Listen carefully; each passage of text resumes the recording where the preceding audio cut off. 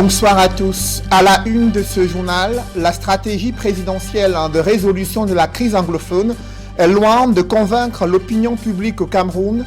Certains leaders politiques et religieux déplorent un manque réel de volonté politique pour engager le dialogue et privilégier l'apaisement tel que souhaité depuis de nombreuses années sur le théâtre de la crise anglophone. Au-delà de la situation sécuritaire dans les régions du nord-ouest et du sud-ouest, les autorités administratives se mobilisent pour la réalisation des chantiers et des infrastructures sportives prévues pour la CAN, telles que prescrits par le chef de l'État dans son discours à la nation camerounaise. Vous les écouterez dans ce journal. C'était l'un des discours les plus attendus le 31 décembre 2018, celui d'Ali Bongo Ondimba. Qu'a-t-il dit à ses concitoyens gabonais? Comment se porte-t-il? Nous en parlerons ce soir dans ce journal.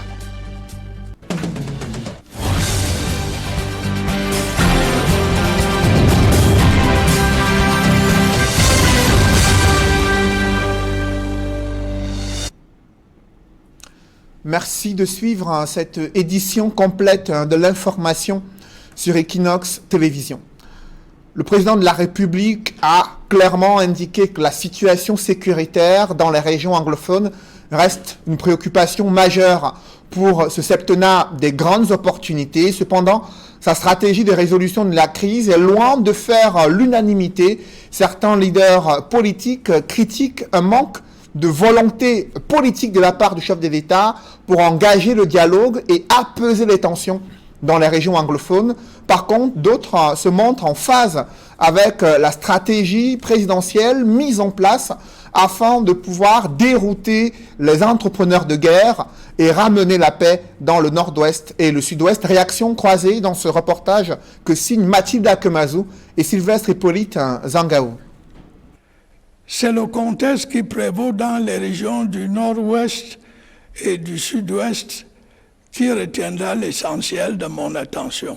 Et sur cette attention qu'il accorde au contexte sécuritaire qui prévaut dans les régions anglophones du Cameroun, Paul Biya est suivi attentivement à chacune de ses allocutions. Celle du 31 décembre dernier n'a pas échappé à ses compatriotes. À la fin, chacun se fait son idée. Lui parle de dialogue qui va se poursuivre.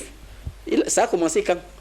Depuis qu'on lui demande d'organiser un dialogue national inclusif, il évite.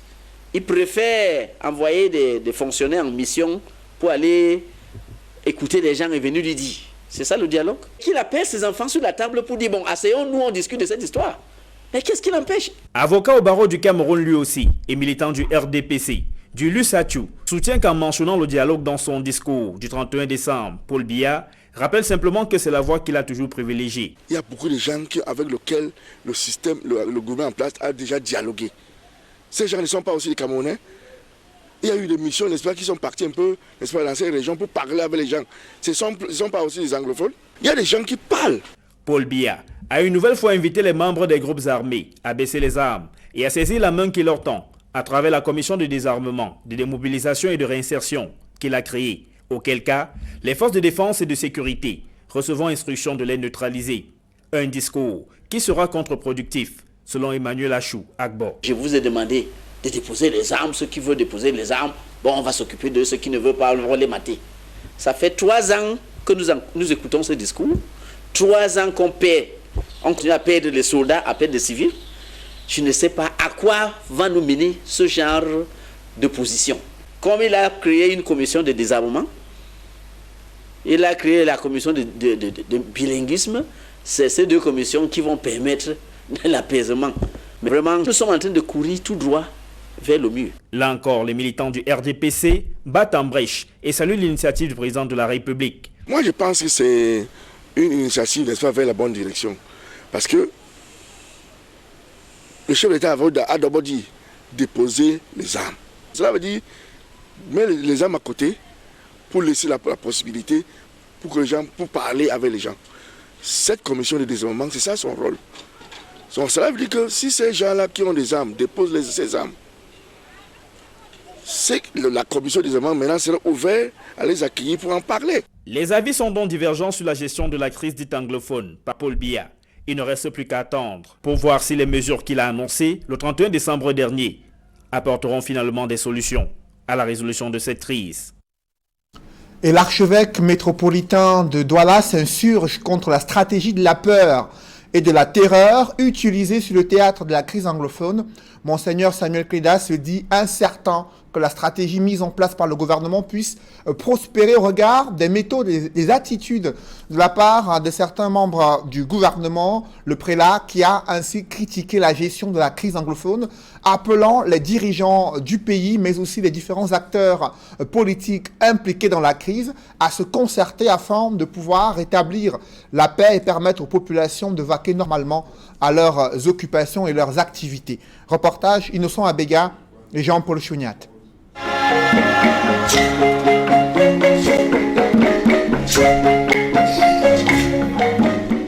Dans son homélie du Nouvel An 2019, l'archevêque métropolitain de Douala s'inquiète sur la tournure que pourrait connaître la crise anglophone après le discours de Paul Biya du 31 décembre, promettant des mesures militaro-sécuritaires contre les séparatistes de l'Ambazonie qui refuseront de déposer les armes. Nous connaissons la terrible leçon de guerre fratricide, à savoir que la paix ne peut jamais être réduite au seul équilibre de force et de la peur. Pour Monseigneur Samuel Cléda, le conflit armé dans les deux régions anglophones n'est plus loin d'être une guerre sans fin. À l'heure où nous sommes, nous vivons dans la peur du lendemain, la peur de ce qui peut arriver. Non à la guerre et à la stratégie de la peur. Face à l'enlisement d'un conflit qui dure depuis 2 ans, avec extension aux localités frontalières des régions du sud-ouest et du nord-ouest, l'homme de Dieu condamne les abus de toutes les parties prenantes au conflit, d'avoir pour seule obsession la conservation du pouvoir pour les dirigeants et la quête effrénée de ce pouvoir pour ses aspirants. Nous réaffirmons l'escalade en termes d'intimidation et la prolifération incontrôlée des armes sont contraires à la morale ainsi qu'à la recherche d'une vraie concorde. À l'heure qu'il est, souligne Monseigneur Cléda, la contribution de tous est donc précieuse dans la recherche d'une paix plus que jamais en péril au Cameroun. Lorsque nous nous engageons à construire la paix, nous devons en même temps prendre tous les moyens nécessaires et en même temps chercher à détruire tout ce qui peut s'opposer à un tel projet. Et sur ce volet du message du pape François s'adressant à l'humanité pour l'année 2019, le patron de l'Église catholique dans le littoral demande à tous les gouvernants et hommes politiques camerounais de s'inspirer de la sagesse du roi Salomon en mettant l'être humain au centre de toutes les préoccupations pour un Cameroun de paix, de justice et de dialogue. Un trésor au service des générations présentes et futures. Amen. Et que Dieu Tout-Puissant vous bénisse, le Père, le Fils et le Saint-Esprit. Amen.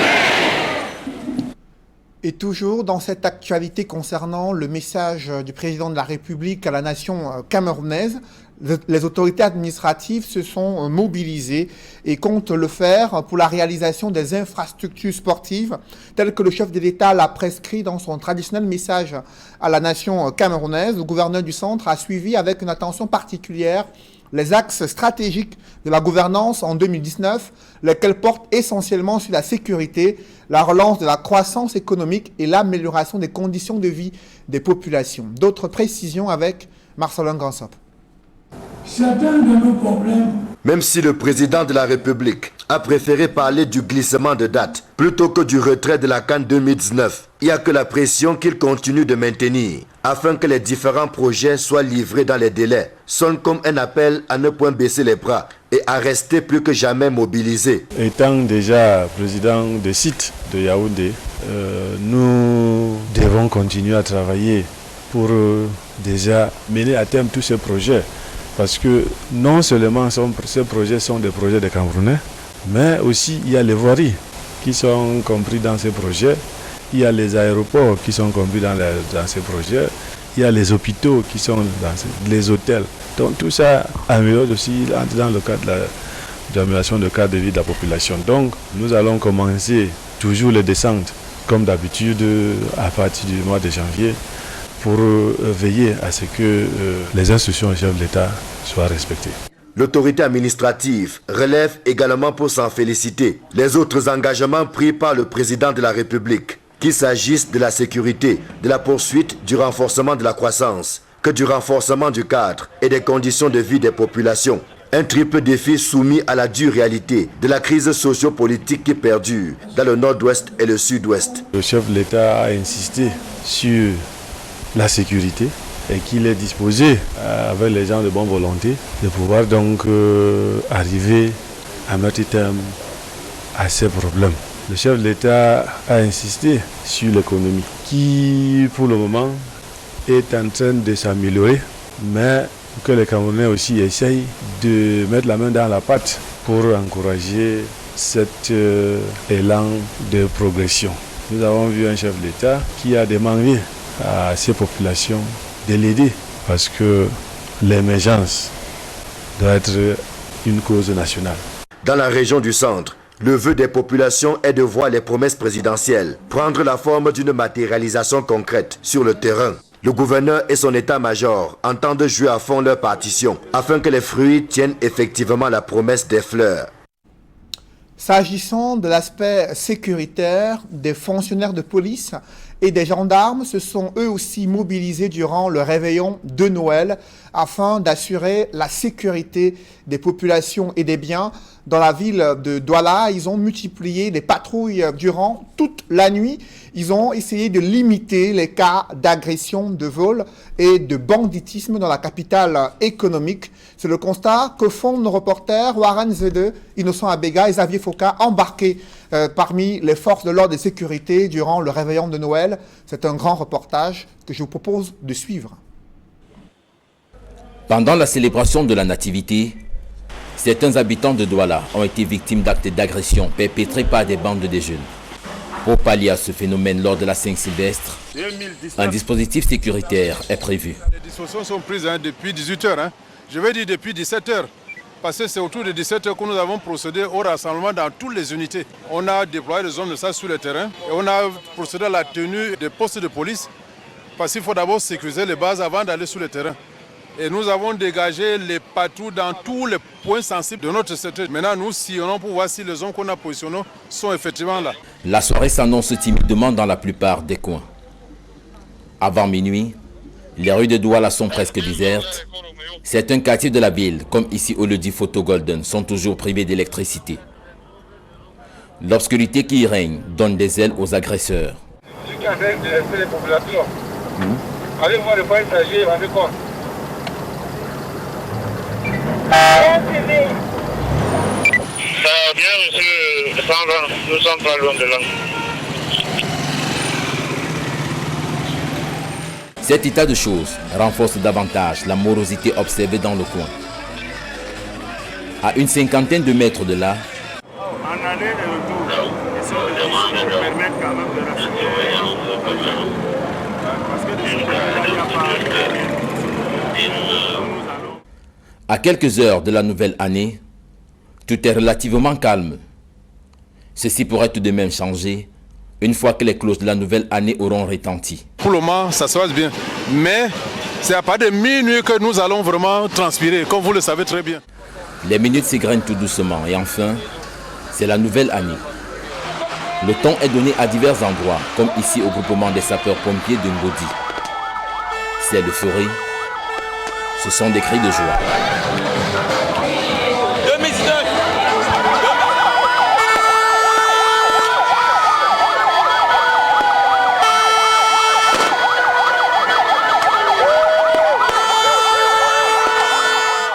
S'ensuit la présentation des vœux pour la nouvelle année, lesquels s'articulent tous autour du retour de la paix au Cameroun. Je souhaite une très bonne année de prospérité, de paix et de succès pour tout le pays. Mon premier vœu, c'est juste que la santé soit mon pilier en cette nouvelle année, que le Cameroun retrouve la paix, surtout en ce qui concerne la zone anglophone. Juste une grande paix, une grande joie, de l'harmonie pour notre pays. Beaucoup de paix pour le Cameroun. Bonne année à tous les Camerounais et je veux que la paix règne dans mon pays.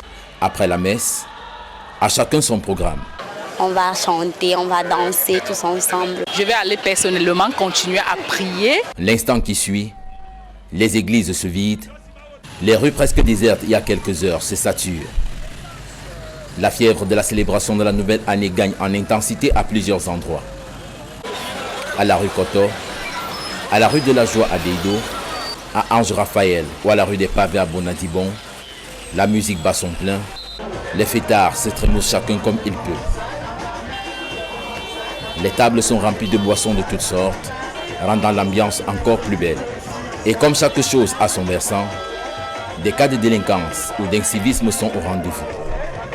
À la place du gouvernement à Bonanjo, le chauffeur et ses jeunes sont ramenés à l'ordre par les éléments de la patrouille constituée de la police et du groupement mobile d'intervention, alors qu'ils s'apprêtent à se déplacer dans la malle de cet arci de ville. À la rue des Pavés à Bonadibon, ce jeune homme porte les séquelles d'une bonne bagarre. À Ange Raphaël, c'est une altercation qui éclate entre deux conducteurs dont l'un s'en prend à l'agent qui les a interpellés. Il bénéficie du renfort de la patrouille qui passe par là. Au carrefour Kapawa, une dispute entre deux voisins nécessite l'intervention de la patrouille. Ils iront finalement s'expliquer au commissariat du 2e arrondissement. Si jusqu'au petit matin plusieurs sont en fête, d'autres n'ont pas la même grâce. Des accidentés et des personnes victimes d'agressions sont sous soins dans des hôpitaux comme ici, à l'hôpital La Quintine. Et après un long week-end marqué par la célébration du Nouvel An, ce mercredi, les usagers ont éprouvé de sérieuses difficultés à obtenir des services dans certaines administrations publiques à Yaoundé. Et pour cause, très peu de fonctionnaires et agents de l'État étaient présents à le lieu de service ce matin. C'est le constat que font nos reporters Joël Essengue et Ike Cyril. Le centre-ville de Yaoundé grouille de monde. Preuve que les activités ont repris après le long week-end. Dans cet atelier de couture, par exemple, les employés sont en plein boulot. Vous savez, Mandelaris, c'est une entreprise reconnue. Donc, nous n'avons pas de répit. Le travail, nous avons l'obligation de résultats. Donc, nous n'avons pas à laisser de vide dans notre activité. Il n'y a pas eu de répit ici. D'ailleurs, chaque employé a signé la fiche pour marquer sa présence au travail. À l'étude, Maître Chimdou, huissier de justice, toujours au centre-ville de Yaoundé, le travail a repris également. Le travail a bel et bien repris depuis 8 heures, comme vous pouvez bien le constater. Après la période des fêtes de fin d'année, il était temps qu'on reprenne le boulot. On a eu pratiquement 5 jours. Donc je pense que tout le monde est content de reprendre le travail. Un bémol cependant, si les employés sont en poste, la salle d'attente pour sa part est presque vide. Les justiciables se font encore attendre. Vous savez, le travail doit reprendre timidement. Ça ne peut pas être la grande affluence des jours que nous connaissons. Mais je crois quand même que d'ici demain, jeudi, vendredi, ça pourra vraiment se bousculer. Mais néanmoins, les gens arrivent, même si c'est au petit trou, mais ils arrivent. Et le travail se fait, vous voyez, tout le personnel est là. Donc, ce sont les justiciables qui se font, je vais dire, attendre. Dans l'administration publique, au ministère de l'Éducation de base notamment, les usagers ont fait le plein des couloirs. Ils attendent d'être reçus. Nous sommes venus ici par rapport à nos arrêtés d'avancement pour le reversement des IC1 et 2 à la fonction publique. Et on nous a dit que nos arrêtés étaient déjà sortis. Et curieusement, je suis là depuis, je fouille partout, je ne vois pas. Pourtant, j'ai introduit le mien, j'ai introduit l'un en mai et l'autre en août. Et jusqu'ici, je ne vois rien. On me dit va à telle porte, je vais, on dit va à telle autre. Je suis déjà fatiguée depuis que je suis là. Elle est partie de Bafang dans la région de l'Ouest pour suivre son dossier. Mais si ça traîne un peu, il y a une explication. C'est vrai que les week-ends sont tellement longs et ça freine le suivi normal du travail. Les dossiers doivent attendre jusqu'à ce qu'on revienne. Mais nous, on est là. C'est ça qui est important. Ici, l'on affirme que le long week-end n'a pas entamé l'ardeur des agents publics qui ont repris du service. Le week-end a été vraiment long. C'est depuis vendredi que nous sommes partis. Et aujourd'hui, c'était la reprise. Après tout ce long week-end, vous constatez que tout le monde est là. Et chez nous, il n'y a pas de répit. On travaille, les usagers attendent là à l'extérieur et nous faisons le travail. Vous les voyez comment ils viennent demander le service ici. Tout se passe très très bien chez nous. Après 4 jours fériés et chômés, marqués par la célébration du jour de l'an, le 1er janvier, le travail a repris, avec des fortunes diverses certes, à Yaoundé. Après la présidentielle en 2018, un cap sur les élections législatives et municipales cette année 2019, en attendant la convocation du corps électoral, et les CAM visent l'inscription de 4 millions de nouveaux électeurs lors de la révision des listes électorales.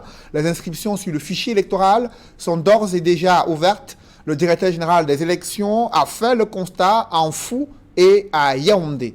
D'autres précisions avec Emmanuel Diop et Marcelin Gansop. Son épouse et lui font partie des premiers électeurs inscrits dans la ville d'Anfou, l'une des étapes du lancement officiel de la révision des listes électorales. Je viens de Yaoundé, ça fait à peine 5 mois comme je me suis installé à Anfou. Oui, là c'est mon épouse, nous nous sommes inscrits ensemble. J'ai trouvé très normal d'être parmi les premiers parce que la terre appartient aux premiers occupants et attendre les échéances en fin d'année. Ici en Fou, dans la Mofou et à Famba, comme à l'antenne communale de Yaoundé 4, dans le Fundi, où le directeur général de l'ECAM et son adjoint se sont rendus, le discours était le même. Celui de la mobilisation de toutes les énergies pour la réussite de l'opération de révision des listes électorales. Nous sommes déjà à plus de 6 600 000 électeurs. Notre objectif, c'est d'aller à 10 millions.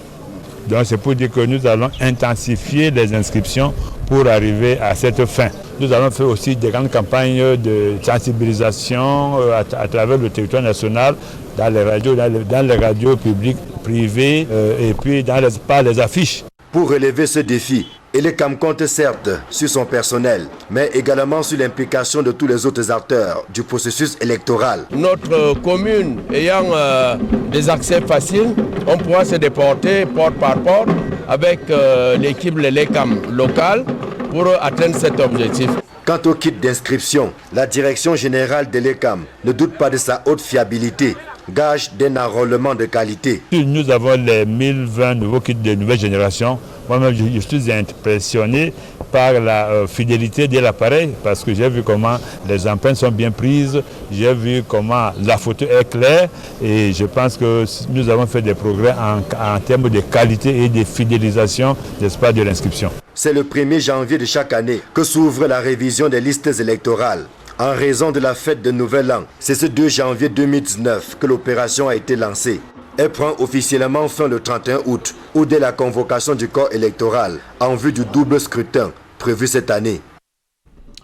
Des nouvelles tristes en ce début d'année. Le chef supérieur du groupement Batanga et magistrat hors hiérarchie, Maouve et Michel, son épouse, sont décédés de suite d'un accident de la circulation survenu très tôt ce matin.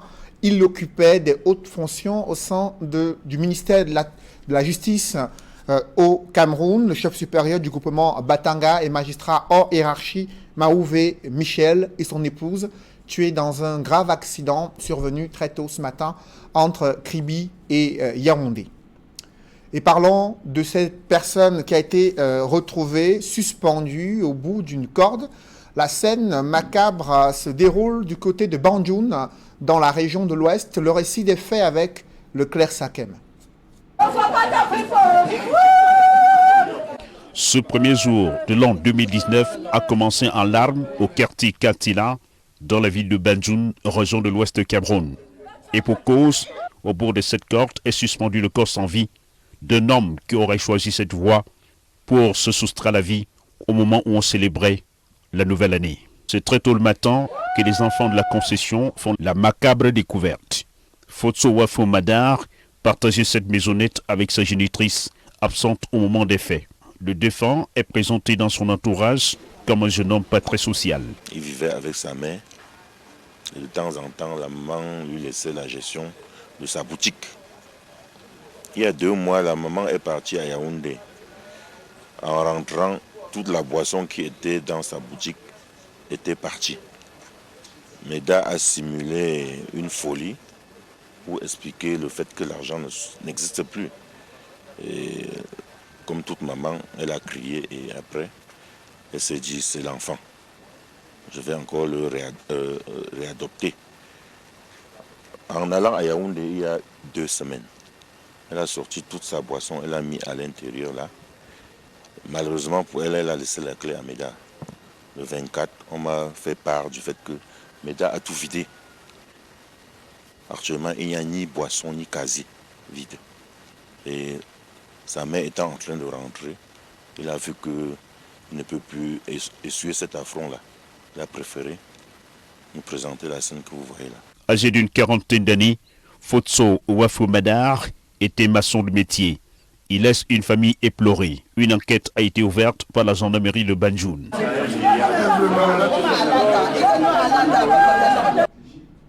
Dans l'escale internationale, l'un des discours les plus attendus en Afrique, c'était celui du président gabonais Ali Bongo Ondimba, après avoir subi une attaque au moment où il est en train de suivre des soins médicaux du côté du Maroc.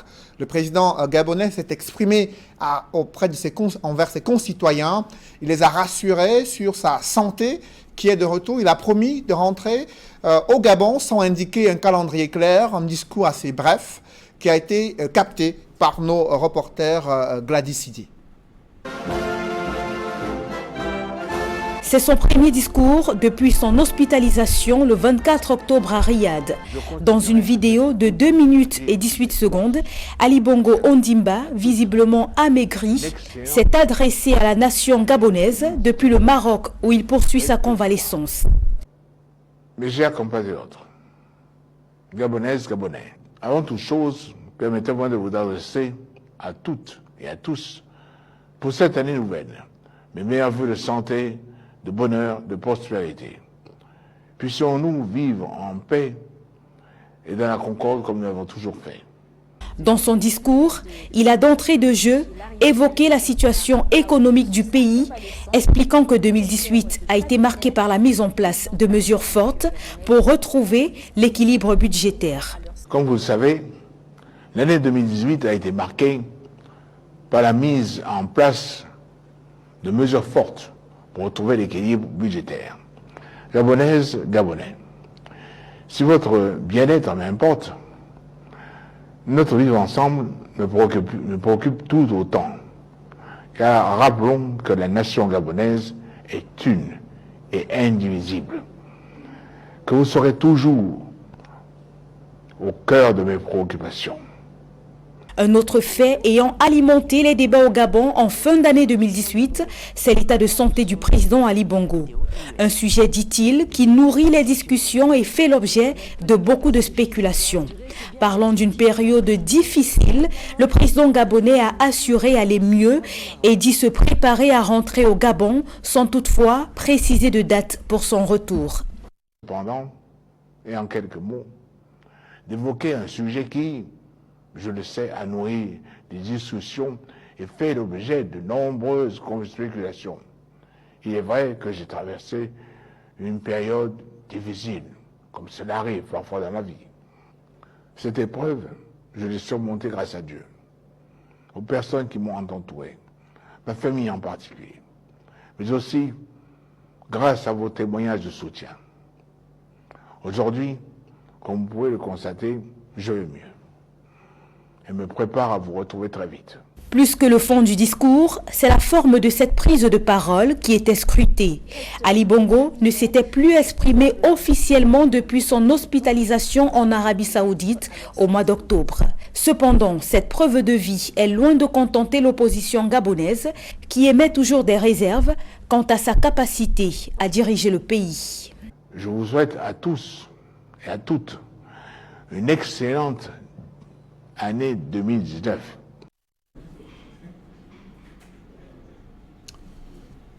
Mesdames, Messieurs, c'est la fin de ce journal. Merci de l'avoir suivi. Juste après cette édition de 20h, retrouvez Serge Alain Autou et ses invités pour le débrief du journal sur le plateau d'Equinox Soir. Serge Alain. Monseigneur Samuel Cléda, archevêque métropolitain de la ville de Douala, s'invite une fois de plus dans la gestion de la crise dans le nord-ouest et le sud-ouest. Il a déploré la stratégie de la peur et de la terreur utilisée sur le théâtre de la crise anglophone à la fois par les différents séparatistes et groupes armés, mais aussi par les gouvernants et dirigeants du Cameroun, selon Monseigneur Samuel Kleda, qui les a exhortés à privilégier la voie du dialogue et la résolution pacifique de cette crise anglophone afin de prendre en compte les aspirations des populations, elles qui sont prises en tenaille dans cet affrontement entre des groupes armés et les forces de sécurité et de défense. C'est l'essentiel du débrief, Cédric Noufelet. Rendez-vous demain 20h. Rendez-vous demain 20h. Bonne soirée à vous.